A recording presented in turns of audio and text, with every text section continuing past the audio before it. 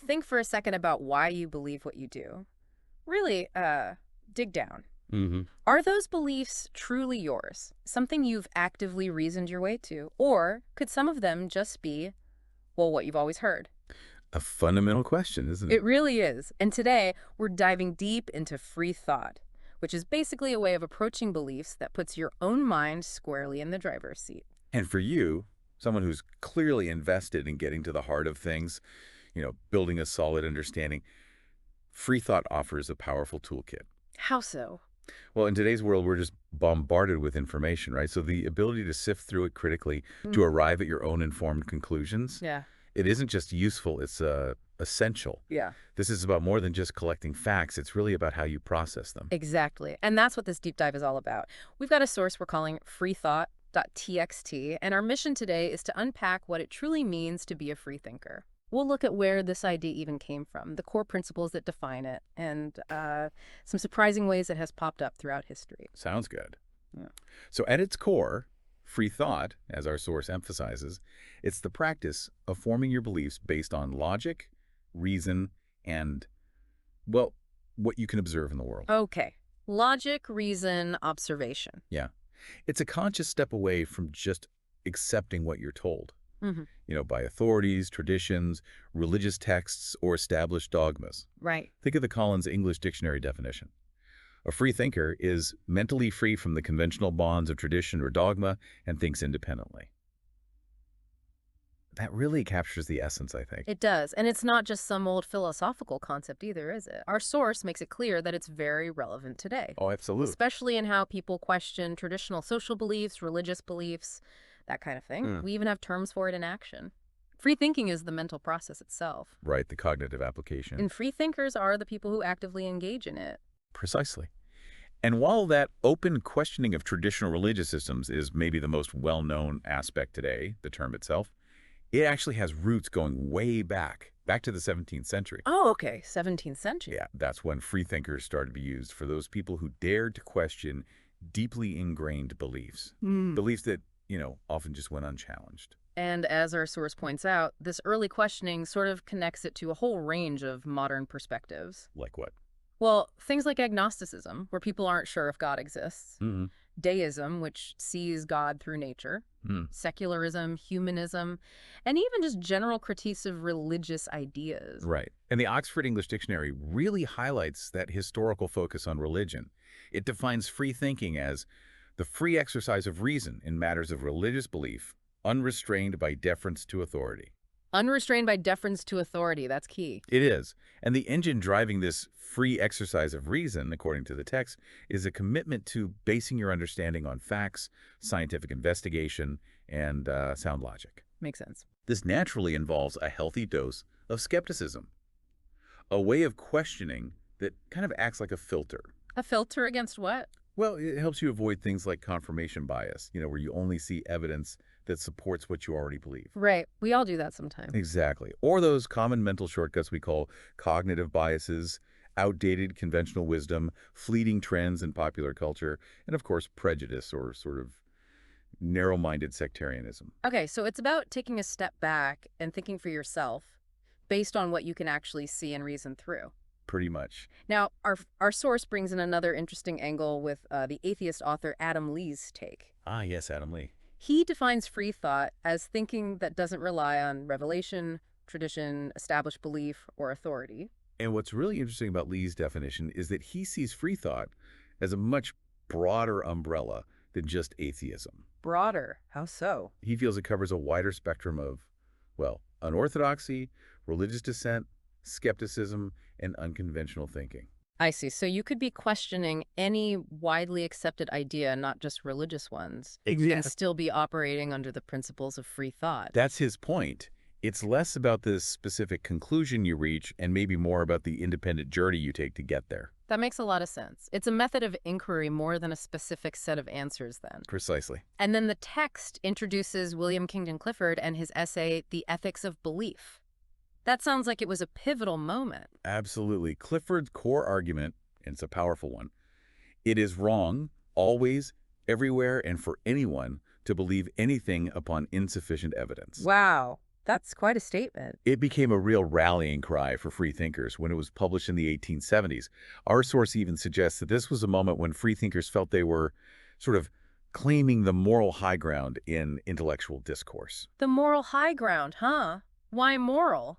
Because it's seen as not just smarter, but maybe more ethical to base your beliefs on solid evidence. Exactly that. Think of it this way. If your beliefs guide your actions, right, and those actions impact the world, Sure. then it's arguably your responsibility to ensure those beliefs are as sound as possible, based on evidence, not just wishful thinking or tradition. Okay, I follow. And Clifford didn't just write about this. He was actively involved in the movement. He organized gatherings like the Congress of Liberal Thinkers in 1878. Ah, so it wasn't just theory. No, it shows that free thought wasn't just some abstract philosophical idea, but was also a growing social force at the time. Now, when it comes to religion specifically, what's the typical freethinker stance? According to our source, it seems pretty central. Yeah, it often is. Unsurprisingly, given the focus on evidence, freethinkers generally contend that there just isn't enough solid proof to support the existence of supernatural phenomena. Okay. Lack of evidence. The Freedom from Religion Foundation puts it quite directly. They say basically that you can't demand adherence to any religious text or figure and still call yourself a free thinker. Right. They see revelation and faith as unreliable sources of truth, and traditional religious beliefs aren't seen as automatically valid just because they're old or widely held. And they don't hold back, do they? The source mentions their view that religious claims haven't really stood up to rational scrutiny. That's a common perspective. And their worry about people choosing, well, superstition over reason. It even states that many freethinkers consider religion not just factually incorrect, but actively harmful.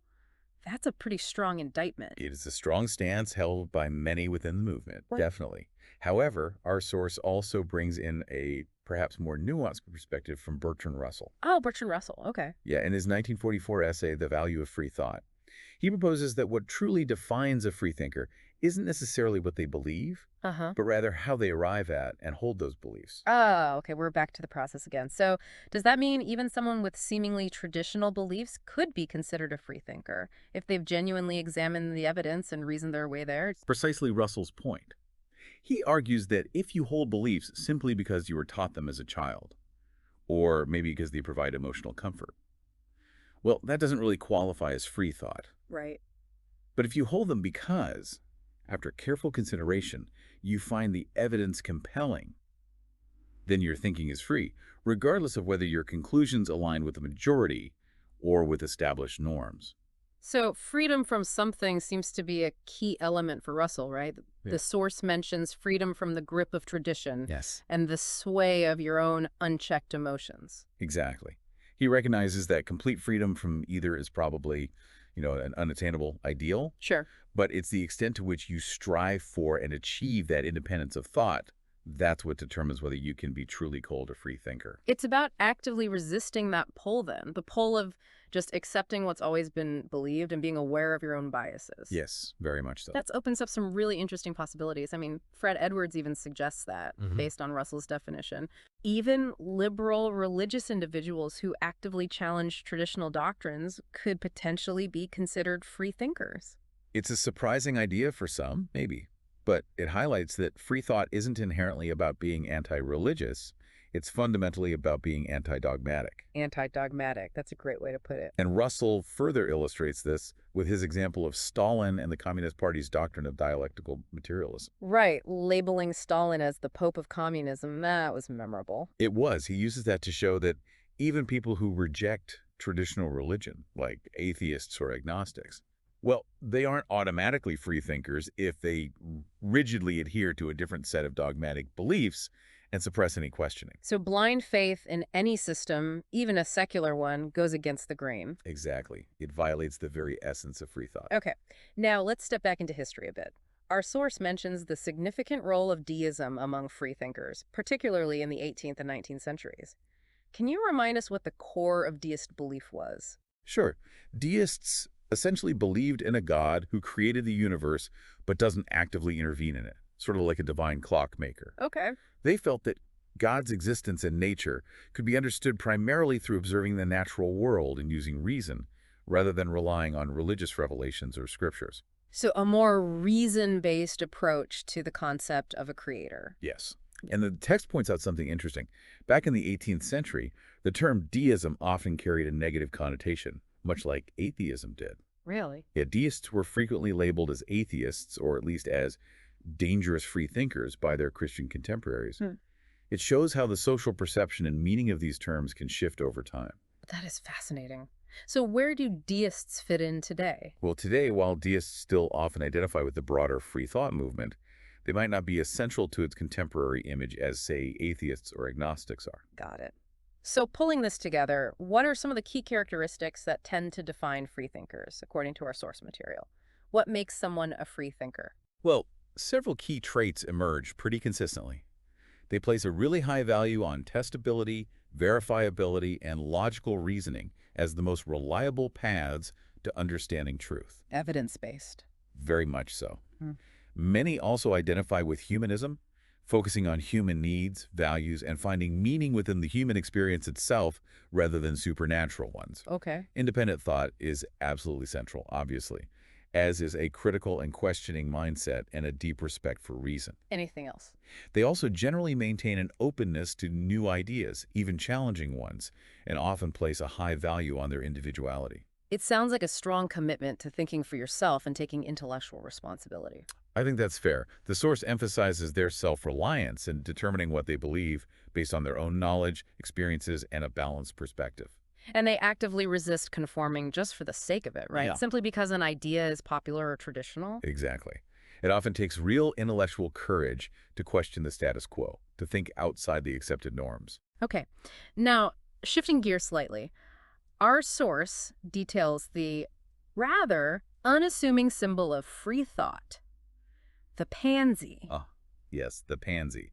It's not exactly a bold revolutionary image, is it? Not particularly, but the reasoning behind it is actually quite clever. Go on. It comes from the French word penser. Which means thought. Exactly.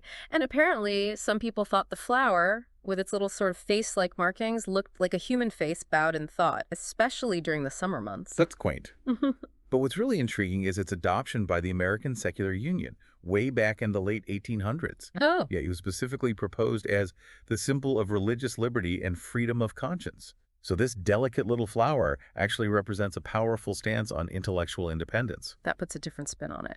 Now, the historical scope of this text is pretty impressive. It even touches on examples of critical thought from way before the modern era in different parts of the world. Yes, it briefly mentions intellectual currents in the Hellenistic Mediterranean, places like Ireland and Iranian civilizations, citing the poet and philosopher Omar Khayyam as an example of early questioning. Khayyam, right. Then it moves forward to later periods, China, during the Southern Song dynasty, and of course the European Renaissance and Reformation, highlighting Martin Luther's challenge to religious authority as a key moment, even if his motives were theological. And then there's Rabelais. Rabelais and his concept of Rabelaisian freedom. That sounds like a very different, almost rebellious flavor of free thought. It really is.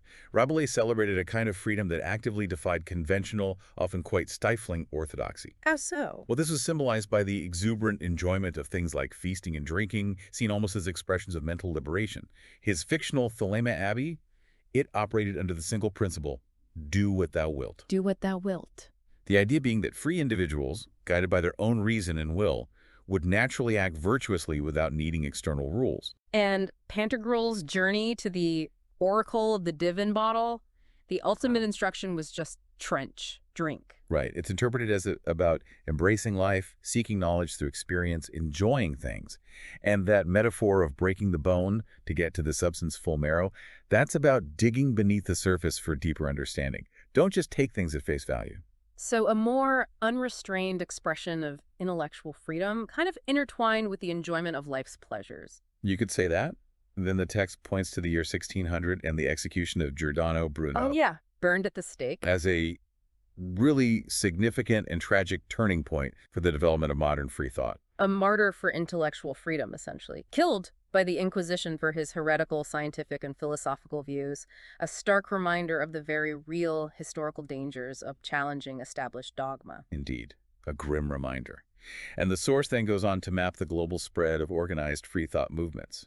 It's quite a geographical and historical journey it takes us on. Yeah, it covers a lot of ground. Australia, Canada, France, Germany, each with its own unique story. Hmm. In Australia, for example, the post-World War II period saw a rise in secularism that some, like Donald Horne, linked to increasing economic prosperity, maybe leading to less reliance on religion. Interesting connection. And what's particularly interesting in Canada is the early connection highlighted between free thought organizations and the burgeoning labor movement. Right. Publications like Secular Thought played a crucial role in disseminating these ideas. Yeah. And the later formation of the Humanist Association of Canada shows how the focus of organized free thought evolved over time. France, of course, has deep roots in the Enlightenment. You have key figures like Diderot and Voltaire championing liberté de penser, the freedom to think. Absolutely central to French thought. And the account of François-Jean Lefebvre de la Barre, that really underscores the intense religious intolerance of the time he faced. A tragic story. And then the emergence of libre pensée in the 19th century, associated with figures like Victor Hugo, often linked free thought to anti-clerical and sometimes socialist political leanings. Germany offers a compelling case study, too. You see the growth of resistance against strict church doctrines in the 19th century, leading to the formation of groups like the Bund Freie Religiöser Gemeinden Deutschlands and the Deutscher Freidenkerbund. And the development of secular rituals like Jugendweihe, that's a secular coming-of-age ceremony, Oh, right. and non-religious funeral rites. It demonstrates the practical application of free thought principles in everyday life, creating alternatives. That makes sense. The text also touches on the more politically charged proletarian free thought groups, their eventual merger, and then critically, their suppression under the Nazi regime. It really highlights the vulnerability of these movements under authoritarianism. A dangerous time for independent thought. What about other places? Ireland gets a mention with George Enser's 19th century critique of the miracles and mysteries of the Bible. In the Netherlands, the establishment of de Dageraad in 1856 signifies an early organized presence, which eventually led to distinct political currents within the Dutch free thought movement. In Switzerland. Switzerland saw the rise of organized anti-clericalism, partly in response to church taxes, with early calls for the separation of church and state back in the 1880s. Wow, that early. Turkey's example is particularly noteworthy. You have free-thinking intellectuals in the late Ottoman Empire who significantly influenced Ataturk's secular reforms. Ataturk himself was quite skeptical of religion, wasn't he? Yes, the source notes his skepticism. And the more recent establishment of the Association of Atheism in Turkey in 2014 and the challenges it faces highlights that this is still a contested space in some parts of the world. Definitely. And of course, the United Kingdom, that's where the term free thinker really took hold in the late 17th century, wasn't it? Yes, largely in opposition to the established church and a very literal interpretation of the Bible. You have key figures like Anthony Collins with his Discourse of Free Thinking, laying foundational arguments early on. And the Freethinker magazine, it's had an impressively long publishing history. It really has. The United States also has a rich tapestry of free thought history. It starts with early groups like the Free Press Association back in the 1820s. And the influence of reformers like Robert Owen and Fanny Wright, the formation of national organizations like the United States Moral and Philosophical Society. And didn't the source mention German immigrants? Yes, a significant influx of German freethinkers, the 48ers, after the 1848 revolutions in Europe. They founded Freie Gemeinden, free congregations, and brought very liberal ideals with them. Okay. The late 19th century is often called the golden age of free thought in the U.S., with prominent figures like the orator Robert G. Ingersoll really commanding public attention. But then it declined a bit. Yeah, the movement saw some decline in the early 20th century. Many congregations disbanded, though some, like the Free Congregation of Sauk County in Wisconsin, have remarkably continued. And publications like The Truth Seeker carried the torch. The source also lists several German freethinker settlements across the country communities built around these ideals. What I found particularly striking was the connection drawn between free thought and the development of anarchism, both in the U.S. and Europe. Yes, that's a fascinating link. It makes a lot of sense when you consider their shared skepticism towards established forms of authority, right? Both state and church. Absolutely. In the U.S., individuals involved in both free thought and early anarchist movements contributed to publications like Liberty and Lucifer the Lightbearer. The church was often viewed as being, well, in league with the state, an ally, a tool of social control. Okay. And similar trends emerged in European individualist anarchist circles, especially in France and Spain. There was a strong emphasis on scientific reasoning as opposed to religious dogma in their publications. And Francesc Ferrer y Guardia's modern schools in Barcelona. Ah, the Escuela Moderna. Yes. With their explicitly anti-clerical, secular, and rational educational approach, that seems like a direct manifestation of free thought principles in action. It absolutely was, and they inspired similar educational initiatives elsewhere, trying to foster critical thinking from a young age. Finally, the connection between free thinking and Freemasonry. That offers a fascinating insight into how a seemingly, well, somewhat secretive organization played a role in spreading these ideas during the Enlightenment. It's an interesting intersection. The Masonic lodges provided spaces for intellectual discussion, away from the direct oversight of church or state. And they attracted individuals who valued reason and religious tolerance. Exactly. The emphasis on logic, rationalism, and a broad, inclusive membership, at least in principle, certainly aligns with free thought ideals. What about the symbolism? Well, the symbolism drawn from the liberal arts, the trivium and quadrivium, the use of mathematical and geometric symbols like the compass and square. These were often interpreted by freethinkers within Masonry as representing a kind of deist scientific creator, the great architect of the universe. Right. And the influence of Newtonian science was strong, through figures like James Anderson and Joan Théophile de Saguiers, who were key early Masons. The multi-tiered initiation rituals could be seen as allegories for enlightenment through reason. And the lack of a specific required religious creed? That must have been appealing. Definitely. It attracted diverse thinkers like Voltaire, and Benjamin Franklin praised its tolerance. Freethinkers often saw established religion as limiting, and while Freemasonry wasn't inherently anti-religious, its focus on individual reason sometimes led to suspicion from authoritarian states. So ultimately, Freemasonry's core goal of intellectual and moral growth towards independent reasoning, it aligns pretty well with the ideals of free thought. It does. There's a clear resonance there, historically speaking. Okay, let's try and boil this down. What we've seen, really, is that at the heart of free thought is this fundamental commitment. A commitment to using reason and evidence as the foundation for our beliefs. Right, rather than just accepting what we're told by dogma or authority. Yeah. It's a powerful idea, and it has a surprisingly long and varied history, doesn't it? Influencing all sorts of intellectual and social movements across the globe. And for you, as someone who's dedicated to gaining knowledge efficiently, thoroughly, understanding these principles can be incredibly valuable. It's not just historical trivia. How so? Well, it provides a framework, maybe a mental discipline, for critically evaluating any information you encounter, and for forming your own well-reasoned conclusions, whether it's about science, politics, ethics, anything. Right, it's a transferable skill set. Exactly. So here's the thought I keep coming back to as we wrap up.